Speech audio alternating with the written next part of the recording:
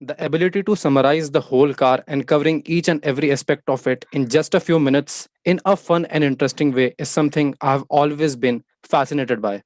And thus, I always wanted to have an automotive journalist on my podcast because I have been a fan of this field from a long time. Today, we have with us Nicola Hume.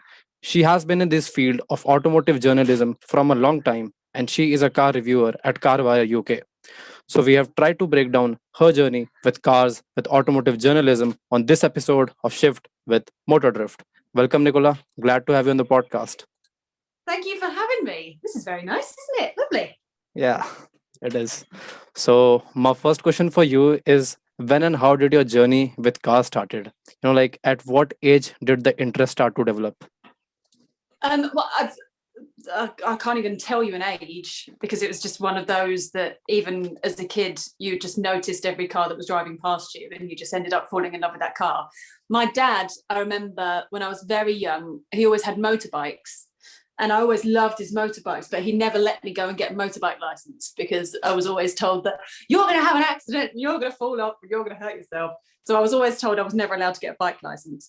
But after he got rid of his motorbike, he got an old classic Triumph Spitfire. And it was just one of those, even when I was learning to drive, when I was 17, he let me take out the Spitfire and I just absolutely loved it. And then it became, I mean, presenting wise, it became a weird journey for me because I actually started in tech. So I started talking about smartphones and laptops and things, and I was working with O2 and stuff on their YouTube channel and being one of their presenters. But it ended up, I was presenting in tech, but always had that interest in cars. But I mean, to move over from tech to cars was just really straightforward because essentially you're just sat in giant tech, aren't you, really? Yeah. But yeah, that's how I moved into car presenting, was starting in tech and then moving over to. And what's the car culture at the place you live in? Pardon? What's the car culture at the place you live in? Like are there exotics all around, or like is there a tuning culture of cars, or like something like that? There's a mixed bag where I am. It's depends on who is driving. I mean, like, so my neighbour has a Jeep, and then you've got my other neighbour has a VW Golf. My day-to-day car is a Fiat 500. Sorry, it's my dog, by the way. No. He's probably going to come and sit on my lap because he loves a cuddle. But for me, for car buyers, so every other week I get a car delivery and I get to drive each car for a week at a go. Today, which I'm hoping might not interrupt us too much. I'm expecting a car delivery very soon. I'm getting a Vauxhall Mocha today, the new Vauxhall Mocha, which is very exciting. It's only been out, or was only released a couple of weeks ago. So I'm looking forward to getting my hands on that one. So I'll have that for a week. So, yeah, around, it's very varied, but it's pretty much day-to-day general cars around where we are. Nothing too fancy, which is a shame. I'd rather look at fancy, naturally. Yeah. And Nicola, when and how did you step into this field of automotive journalism? So I was presenting in tech, like I said. So I was working with O2. Yeah. And I was presenting their stuff. So if there was a new smartphone out, etc. Then I went from O2. I was then contacted by a magazine, a tech magazine called Stuff magazine, which is quite big over here in the UK. It's quite a big magazine, that said, do you want to come and do tech with us? And I went, okay, I can do that. So I went over and started doing some tech with Stuff magazine. And under the same umbrella, which is all run by something called Haymarket Media, they're all kind of under the same umbrella, was What Car and Autocar. And it was one of those, we were filming with some tech stuff, doing some smartphone stuff, and I was just chatting to a couple of the guys saying I've always had an interest in cars, I love cars, etc. And they said, well, would you like to just come and do some stuff with What Car? Because if you love and have an interest in cars, it's always great to have someone that loves cars, that wants to talk about cars. I was like, I can do that. So then I just essentially just moved over to What Car and to Autocar and started doing a lot of their bits and bobs. But with them, it was more promotional things. So I wasn't really able to have a complete opinion about each car I was driving or each car I was talking about or filming with. So it was very much regardless of the car, because the client, be it, I don't know, Vauxhall or Audi or whatever, because they were paying for it, it was a case that you had to be very positive about that car. And then I don't even know how Carbuyer came along. It was just one of those, I heard through a friend that Carbuyer needed somebody new for their channel. So I contacted Steve, who's basically, he runs Dennis Publishing, where he runs like Carbuyer, etc. over at Dennis. And I went, so I hear that you need someone new for Carbuyer. Hi, I can do that. And then they got me in, we had a little chat. And then it was about a year later, because of COVID, it was about a year later that I started with them, because I was supposed to start with Carbuyer last March. But then coronavirus happened and everything had to all go into lockdown. So I didn't officially start with them until September, but it was supposed to be a lot longer before, or a lot earlier than that, sorry. Behave yourself, please. Yeah, so it's been about an year, I guess, at Carbuyer. At Carbuyer, yeah. So how has been the journey so far? Oh my God, I love it. The guys at Carbuyer are an absolute dream to work with. They're so much fun. It's great because I can just be me. I'm allowed to be me. I'm not being Nicola the presenter. I'm not being Nicola the, I've got to hold myself back because I've got to be nice and formal and talk about all this corporate stuff.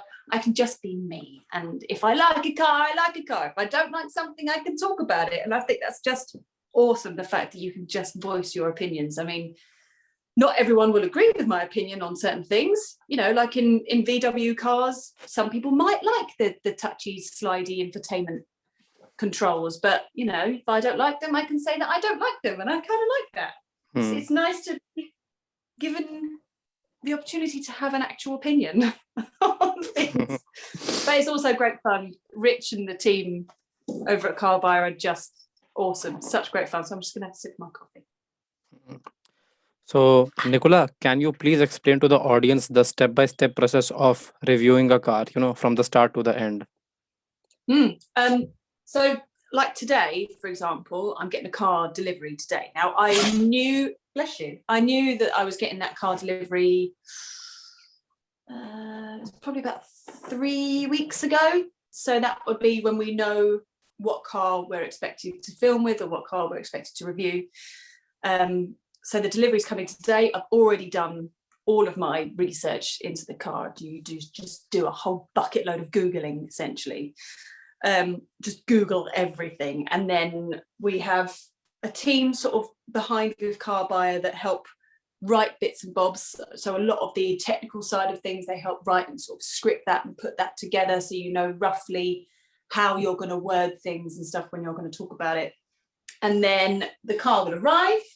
I will get the car for a week, and we film on Fridays. So I will have the car for a good couple of days, and I'll be able to experience life with it. And what I do, which I know Rich does the same, we live a day-to-day life with each car to know what it's like to live with. Because I think if anyone's buying a car, that is the most important thing, is what is this car like to live with? Can you get, I mean, I don't have children, but can you get a child's car seat in there? Can you get your weekly shopping at Tesco's? Can you get that in the boot? What's that like just to take it on a little day trip? What's it like to do long journeys? So the next couple of days, that will be me living in that car. I won't drive my own car at all. I use every press car. I use it for my day-to-day life, regardless of what car it is. So even a couple of weeks ago, when I had a Bentley Flying Spur, I took it to my local supermarket because you've got to see what the car is like to live with, Yeah. And I'll have a good look. I mean, I already know how much power and stuff is all under the engine because we get sent a spec sheet from the company. So I got a spec sheet from Vauxhall saying this is the engine, this is how much power it's got, etc., etc. So you know what's underneath the bonnet before it arrives, but you then get your own sense of how the car feels to drive, what it's like, what the technology inside is like. And then when it comes to a filming day, we are filming up in Ipswich at the moment. So it's about a 2.5 hour drive from where I live. So I'll get up at about 4:30 in the morning. We'll drive up to Ipswich for the 2.5-hour drive. And yeah, the Carbuyer team will be there, and we'll have a jolly good filming day. We have to make sure that we cover everything. So we've got the interior, the exterior, make sure you do the boot, what it's like to drive, what does the car feel like, what's the braking like, what's the power like, etc. And yeah, just making sure that you cover every single bit. And then at the end of the day, which is the bits that I always quite enjoy, we do things that are called tracking shots, which I guess you've probably heard of. So essentially, we drive the car around the track, and then there'll be a car that's in front of our car that films us driving around the track.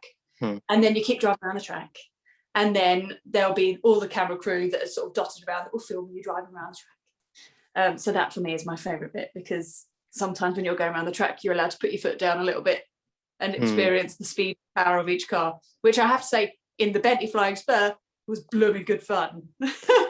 That's one like fast car. I have seen the acceleration numbers and the top speed numbers. It's on par with some of the Lamborghinis and Ferraris. Yeah, Yeah. that was it was unbelievable. It was, I described it as driving a very fast, very expensive pillow. It's the only way to explain it, because you sat, I remember I sat in it. The car got delivered to my house. I sat in the car and I said to the guy that delivered it, I went, wow, this is unbelievable. You could smell the price of the car. You could smell how expensive it was. And all it took was just to put your foot down a little bit and it was gone. But because of the sheer comfort of it, you didn't realise how fast you were going. The next thing I knew, I was going 80 miles an hour, but it was going it goes 0 to 60 in like 4 seconds. So we had the V8 engine. If you go for the W12 engine, it does it in like 3.5 seconds. But yeah, it did it in 4 seconds. And I was like, wow, I've never got to the supermarket so fast.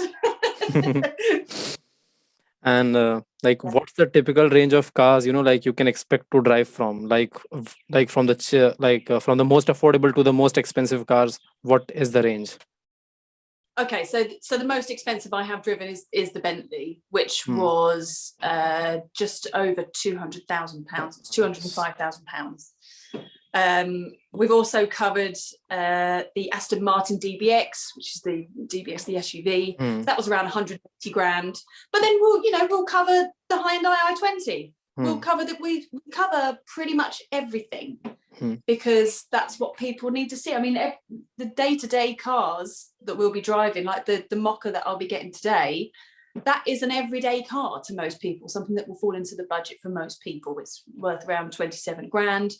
It'll be around 340 quid a month if you're going to do finance. So that is normally around what the average family would be able to afford. So that's normally where we tend to stay, around that sort of car. But we cover everything, pretty much. Electric, petrol, hybrid, the lot. For every range of buyer. Yeah, and we get to experience everything. I've never driven so many cars. It's awesome. It's the perfect job, isn't it? Yeah, it's not wasted on me. How lucky I am. I absolutely love it. I love it. Well, do you have a count of how many cars you have reviewed till date? Oh my god, I couldn't tell you. Probably hundreds. I've got absolutely no idea. Yeah, a lot. A lot. What are you doing, please? And sorry, he's just jumping all over the sofa at the minute, but ignore him. Yeah, no worries. Now, how has been the journey from reviewing the first car to the latest one that you have reviewed? I think we've definitely found our feet now. At first, you get, when you start with a new company. So when I started with Carbuyer,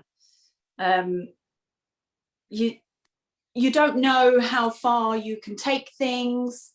I mean, even with my first chat with him when I had a coffee, I was like, am I allowed to just be me? Just to, show my personality? And they went, yeah, go for it. I was like, that's awesome. But now we've all worked together for so long, you know exactly what you need. You know what needs to be done. what we're going to do next. You go, well, it's easier if we start with the exterior stuff. Okay, fantastic, let's do that. And then we'll go on to the interior. Okay, great. So I think it's more of a comfort thing now, the fact that everything is now so much more straightforward. We know what to achieve and how to achieve it, and I can understand what each person that we work with wants and needs, basically. Yeah. And how has, like, your reviewing evolved from reviewing the first car that you reviewed to the latest one? Like, like, you must be nervous when you reviewed a first car. Like, you won't be as presentable in front of the camera as you are now. So yeah, yes and no. I mean, because I had already started presenting, the presenting side of things has never really given me any fear. That's all just been I've been a presenter for a very long time now. I worked in radio for 7 years. I did a breakfast show for 7 years. So presenting has never really been a worry for me. It's more just making sure that I get the information across that I would tend to worry about. But actually being on camera, it's part of a day-to-day thing now. But yeah, even when I first started presenting, my goodness, we're looking at probably about, probably closing in on 12 years ago, something like that, when I started presenting. And back then, I think I was pretending to be a presenter. That's what it was. And I would go on camera and go, I am a presenter, therefore I talk like this, and I am going to tell this and say this and say this. Which is not what people do. When you watch someone presenting on the telly, you're watching them because you are watching them as a person, not because they are pretending to be a presenter. So I just go on camera and just be me, really. I mean, you see some YouTube comments of people going, she's clearly trying too hard, and you're like, well, I'm actually not, because I'm just being me. So there we go. Yeah. I have seen some of the comments on your reviews, and people love your energy. That seems quite nice. Yeah, people seem to like me, which is nice. You get the occasional few. I'm not going to be loved by everyone. That's just the way it is. You can't please everybody. Yeah. But the majority seem to be quite happy, which is nice. And what do you prefer, a car, like with a manual transmission or an automatic transmission? Oh, that's a good question. Automatic around town, I think, is brilliant when you're stuck in traffic. Yeah. And you just don't want to have to keep using your feet all the time. You don't want to have to keep using your left foot, putting the clutch down all the time. But the joy of having a manual, I've only really driven, my own cars have always just been manual, because I've always enjoyed the experience and knowing that you have full control of the car. And a lot of the press cars that we get sent, a lot of them are automatic now. Now that just kind of seems to be the way things are moving forward. I mean, especially when it comes to electric cars, they're all automatic, aren't they? Because it's just forward, backwards, there's no gears, which I am getting used to. But I did get a Ford Puma ST about a month ago, which was a manual, and it's just, I think I enjoy those a lot more. They're way more fun. A manual is way more fun, whereas an automatic is a lot more practical, basically. But if you want to have a bit more fun, I'd go for a manual. Yeah, like in a stop and go traffic, you won't want to drive a manual. You just want an automatic. Yeah, but when it comes to fun, like driving around the mountains, I guess manual does the job the best. Yes, yeah, because then you can just go up and down the gears. You have full control of how you're going to take the corners. Whereas a manual, you just have that an automatic, so you've just got those options of just forward and back, which is, as much as I do love electric cars, and it is the future, that is the way forward, that is where we're going. I would miss driving a manual. I definitely would, once everything is all electric. That upshifting and downshifting part is, like part of that experience, and to see that go away is like not that good. Yeah, so people that I know that have only got an automatic driving license, a friend of mine only has an automatic driving license because she just couldn't figure out the manual. And I said to her, I was like, you're missing out on such a brilliant experience of driving a manual car. of that opportunity to go up the gears, go down the gears, and really sort of grind into the corners, and you're going down into second, and you're just going to power it, and then getting like a six-speed manual gearbox and absolutely going for it is awesome. And now manual transmissions are, like more reserved to limited edition cars nowadays that I'm seeing. Like affordable cars are getting automatic transmission more and more. And like companies like Porsche are focusing on making manual transmission now these days for only the top tier of the people who can afford their cars, supercars, some of the supercars. So I guess like manual in future will be reserved only for a few people. Yeah, or they'll just keep everything with automatic and just use the paddles. That's what it will just end up staying as, which is a shame, because having that gear stick, it's way more fun. Now, what's the best car that you have reviewed to date that you might want to review again?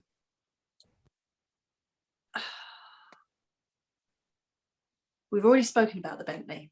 Yeah, we have. But I'm going to bring up I've very much enjoyed the Ford Puma ST, which is, well, for anyone, it's a day-to-day car, really. But I loved it because that had some power under the bonnet, and it went for it. It was bright green. This car was bright green. We named it Kermit because it was that kind of green. And the experience of driving it, I even messaged Ford afterwards, and I said to them, I was like, look, I don't know what you're doing with this press car. Once it's done its press rounds, but once it's done, if it's not promised to anyone, I'd very much like to buy this car because I just fell in love with it. Like the sports, they had like awesome Recaro sports seats that just held you in position.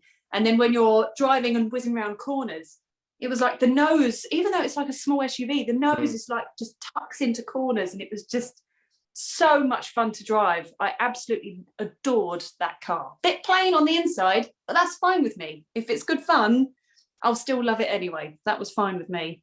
Good car, that Ford Puma ST. I think that's going to be my next car, actually. Yeah. Great.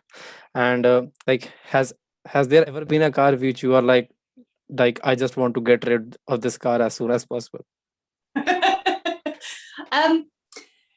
Yeah, there's been a couple. Wasn't a fan of the Hyundai i20. They look nice on the outside. They're getting much better. Like, so we had the Hyundai Tucson, which was the SUV, and that was an awesome car. Really enjoyed having that car. But the i20, you sat in it and everything just felt really cheap.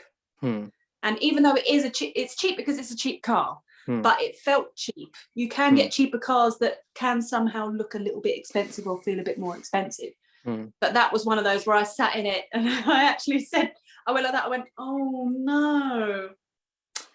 Oh, I just didn't like that much at all. Trying to think if there's been any others.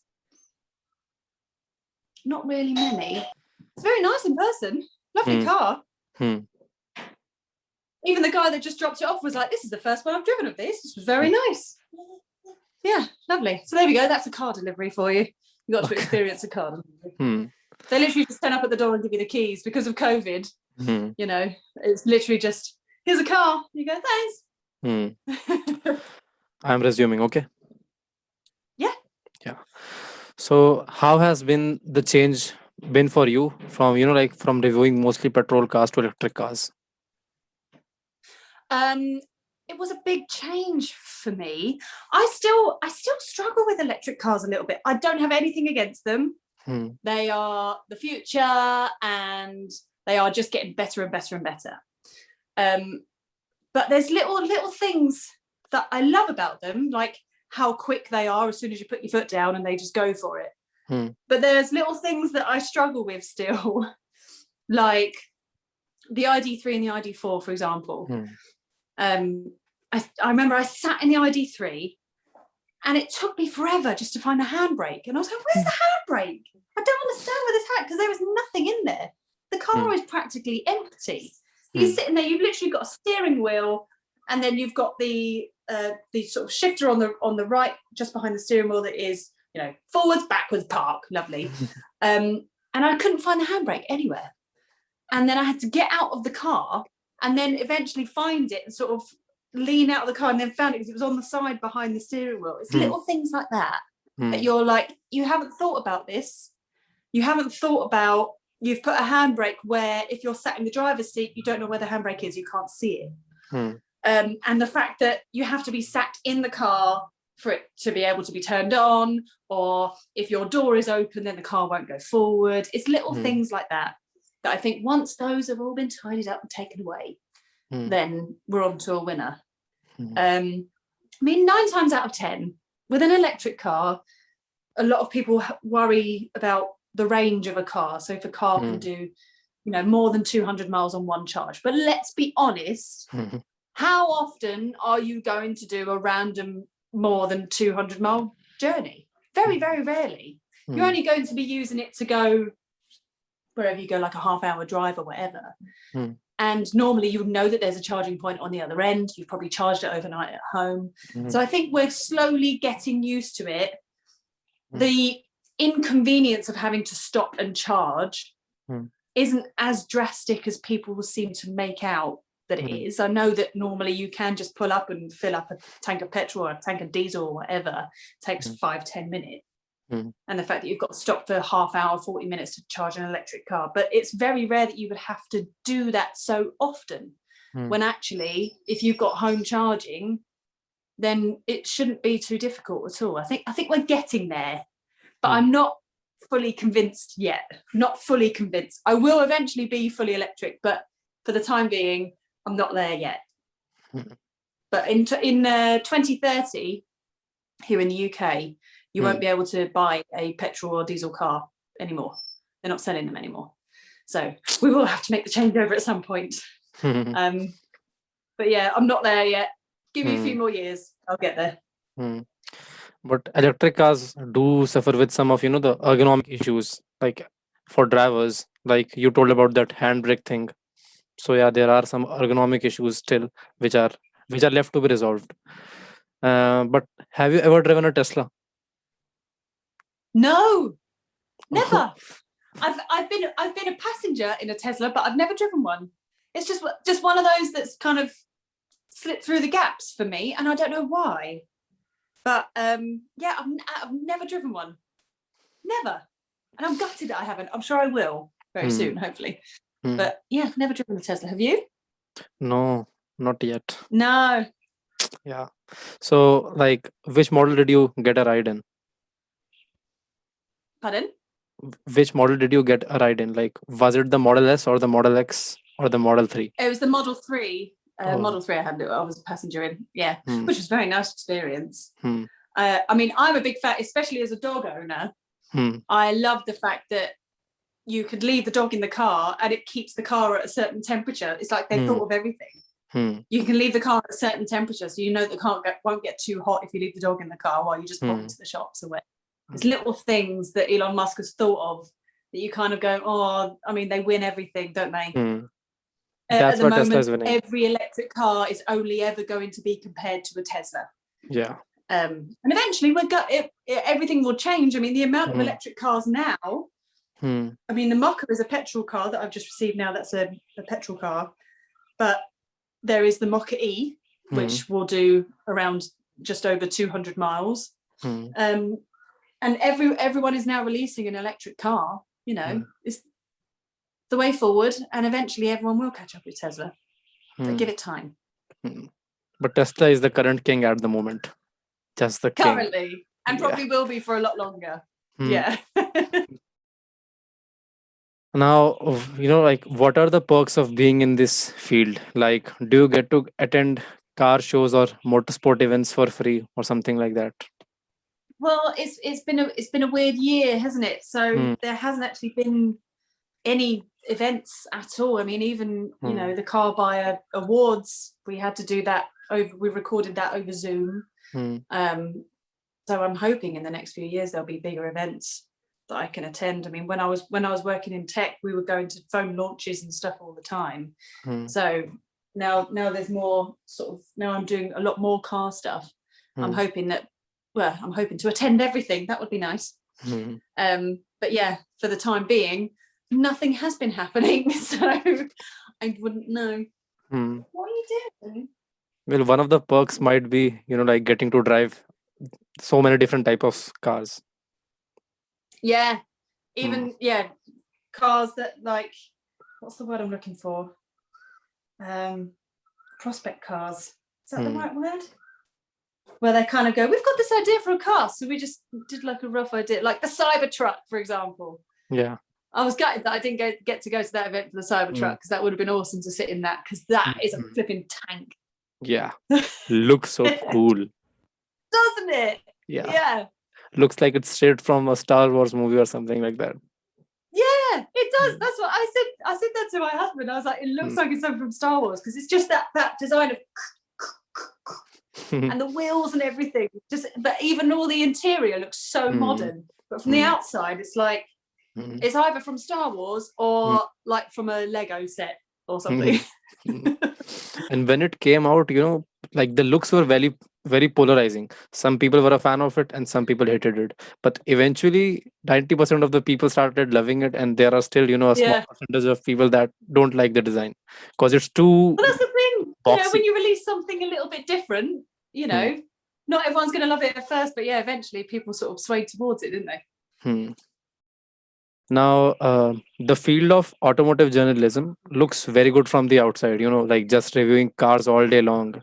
But what are some of the challenges that you face as a journalist that are not talked about?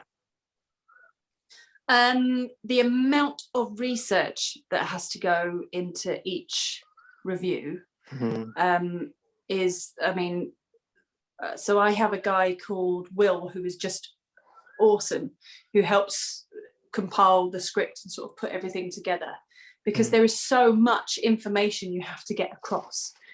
I mean, you can sit in it's so easy. If someone wants to be a car reviewer, they can go and get a car and go, this car can do this and it feels great, da da da da da.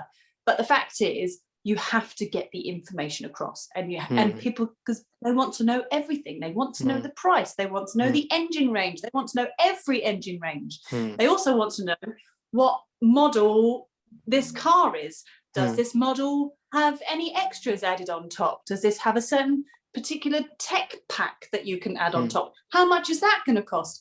And it's the sheer amount of stuff that comes with each car that takes so much research. And also when it comes to filming, I mean, I don't physically film them myself because I'm on camera, but the amount of detail that the film team have to get of each car, I mean, obviously they're used to it now, because they know where to look and what to do.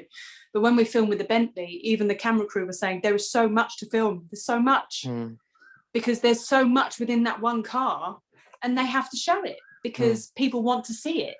So you have to show the fact that there's a mini fridge, show where all the logos are, show what this does, show what that does. What does that button do? There's 10,000 buttons here, but you have to show every single one. What does it do?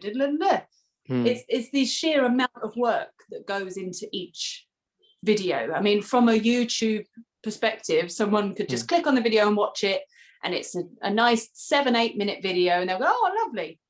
But they don't realize the amount of work that's gone into creating that 7-minute video. Yeah, that 7-8 minute video like takes like I don't know how many hours to just make. Yeah, it's not just the filming. I mean, the filming day itself is a long day. But then it's the editing, but it's all the research that goes behind the whole thing. It's just, there's so much work that goes into it. And I would be lying if I said that I did all of it, because I don't. There's a whole team involved that helps put everything together. Yeah. Now, since the day you stepped into this field, what are the changes that you have seen? Like, how has this field of automotive journalism evolved? Well, I think it's now a lot more visual than it is written. People will read a written review if they are genuinely interested in a car, but everything is now a lot more visual, and it all comes down to particular brands of cars. Like, we've noticed there might be a car that we absolutely loved, but actually the hits on YouTube haven't been that big because they're not that much of a popular car.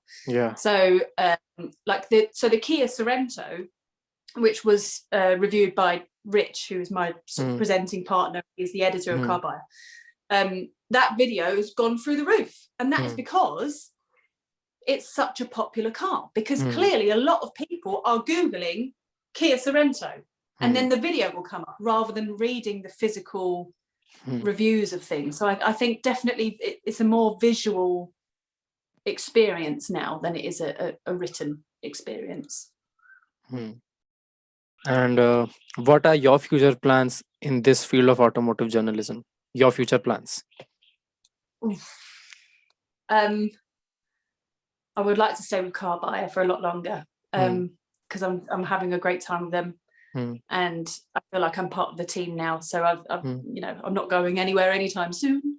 But you know, I mean, the dream is to just review and drive more cars, go to more events, experience more things. When people now do updated versions of each car, I want to drive that car. I want to be able to feel the difference between. So like when the Puma was released, we had the Puma, and then we had the Puma ST was released, and then we had the Puma ST, and being able to make those comparisons between the two cars. You know, I just want to drive more things, essentially. And yeah, if that continues with Carbuyer, then that's fantastic for me, because I'm loving it. Perfect. And what do you think that the future is going to be for this field of automotive journalism in particular? Like, in your views, what is going to be the future of this field? Well, the future is electric. The future is electric. So I think Carbuyer will stay as a channel, but I think a lot of the cars will be more electric based, hybrid, plug-in hybrid based. I think diesel's on the way out. I mean, diesel was on the way out a long time ago, but the fact that there are still diesel cars being sold, but just not for all, they're not as popular anymore.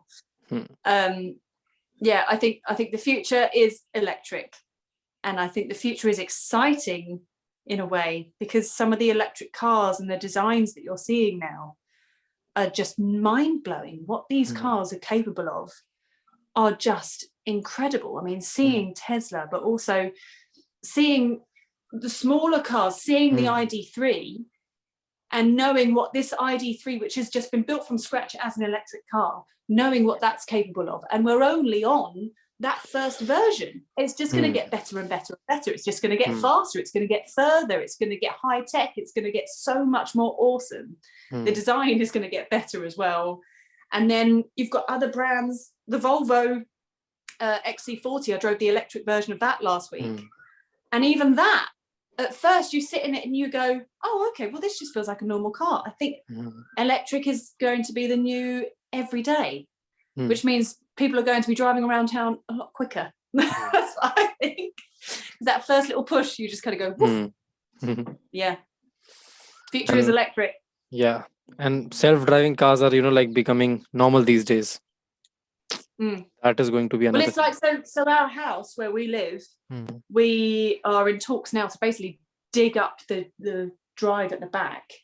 So we have a garage, but the garage isn't attached to our house. So we don't actually have a home charging point where we are. But the fact is, because electric is going to be such a huge thing, I do think every house has to come with a charging point now. If you're going to move house and you want to buy somewhere new, knowing that that car has an electric car charging point or a wall box is going to make that house a lot more valuable when you're going to want to buy that house.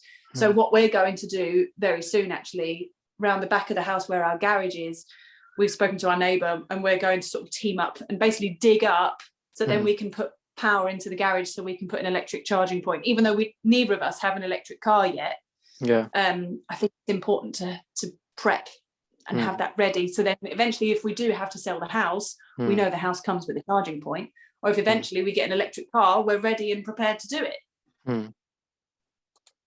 Because either the consumer has to come up with a plan to like install a charging point in his or her home, or either the manufacturer has to like find a way out for this, for people like who don't have homes which can be integrated with chargers.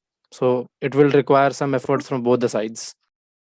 Oh, big time. Yeah, I mean, you've got, if someone's living in a flat, then you don't know how they're going to. If they've got a garage, then maybe they might be able to figure a way of getting power to the garage to then doing that.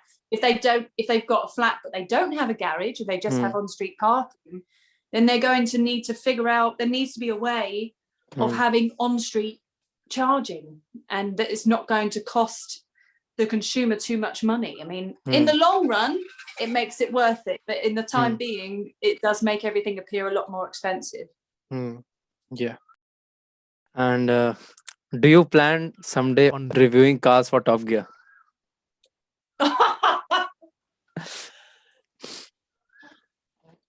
I'd be lying if I said I didn't want to.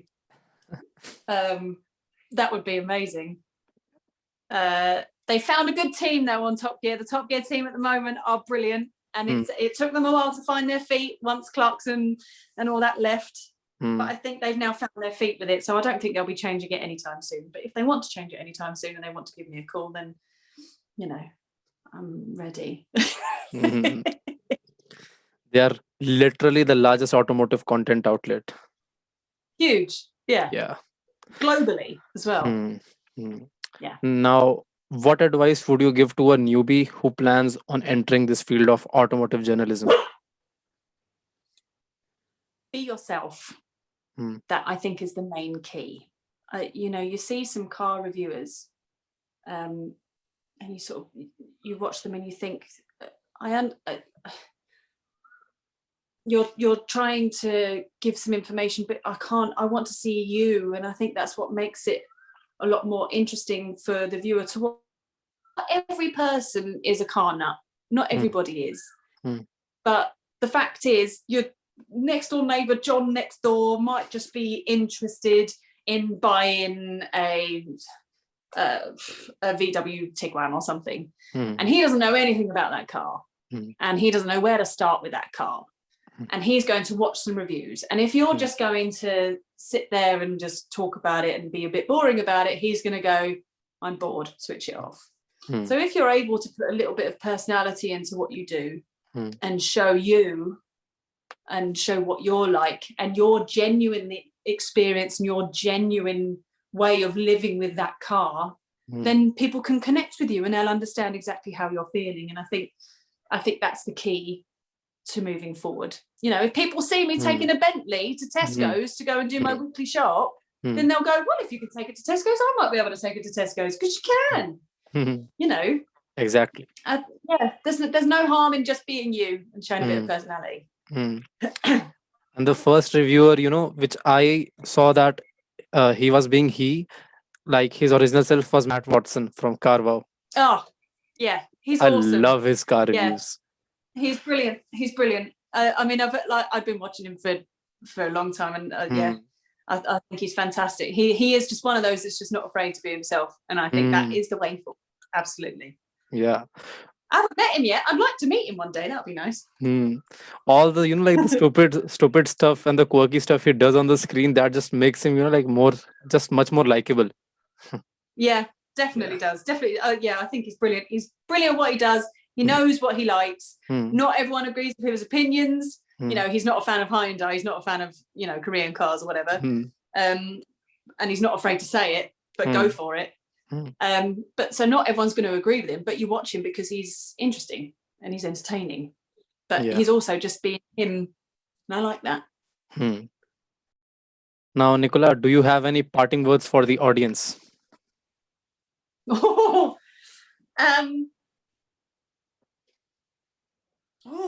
don't know. What do people normally say when it comes to this? Do they normally say something really inspiring? Yeah, just like I don't have any like inspirational words.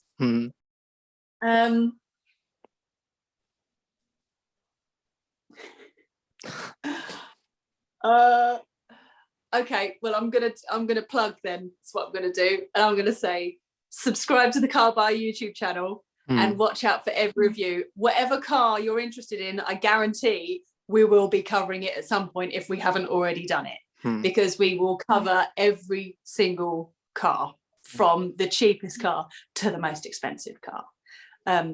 So hopefully, I would quite like to have a Porsche 911.